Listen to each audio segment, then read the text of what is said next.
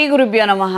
వృషభ రాశి వారికి ఈ రాశిలో కుజుడు, ద్వితీయంలో బుధుడు, తృతీయంలో రవి గురువు, పంచమ స్థానంలో శుక్రుడు కేతువు, చతుర్థ స్థానంలో శుక్రుడు కేతువు. దూర ప్రయాణాలు అనుకూలంగా ఉంటాయి. సహోదర సహోదరి వర్గం ద్వారా ప్రయోజనాలను పొందగలుగుతారు. కార్యక్రమాల గురించి, శుభ కార్యక్రమాల గురించి, కొన్ని ముఖ్యమైనటువంటి వ్యవహారాల గురించి ప్రయత్నాలు చేయడము, మాటలు ఎక్కువ శాతంగా వర్తించే అవకాశం ఉంటుంది. అందులో మంచి జరిగే అవకాశం ఉంటుంది. ఇప్పుడు తల్లిదండ్రుల బాధ్యత తీసుకునేది ఉంది. ఒక విషయము ఇలా చేసుకుందాము, ఇలా చేసుకుందాము అని ఏవైతే మాటలు డిస్కషన్స్ జరుగుతాయో వీటిలో మంచి ఫలితాలు అనేవి ఏర్పడతాయి. వీటి ద్వారా అవి ఎగ్జిక్యూషన్ కూడా జరుగుతాయి.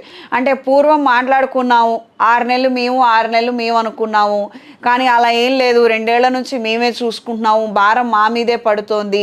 ఇలాంటివి ఏమైనా సున్నితమైనటువంటి విషయాలు ఉన్నా కూడాను ఇప్పుడు చర్చించుకోవడం వలన దీని వలన అనుకున్నది అనుకున్నట్టుగా జరుగుతుంది. దూర ప్రయాణాలు అనుకూలంగా ఉంటాయి. తరచూ ప్రయాణాలు చేసే విధంగా అంశాలు ఉంటాయి.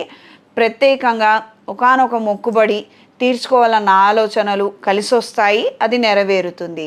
ప్రత్యేకంగా ఈ వారంలో, ఈ ఆషాఢ మాసంలో మంగళవారము, శుక్రవారం రోజున దుర్గాదేవి అష్టోత్తరాన్ని చదవండి, లక్ష్మీదేవి అష్టోత్తరాన్ని చదవండి, గోమాతను పూజించి చక్కగా కలుసుబాటు కావాలంటే వస్త్రదానం చేయండి.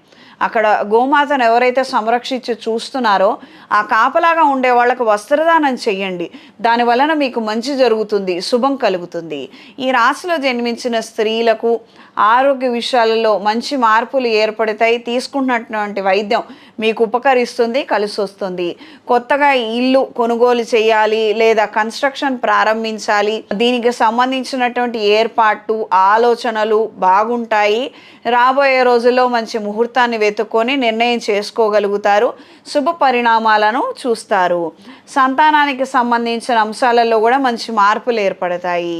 ఈ రాశి వారికి ఈ వారం కలిసి వచ్చే రంగు పింక్ కలర్, కలిసి వచ్చే దిక్కు తూర్పు, కలిసి వచ్చే సంఖ్య 2.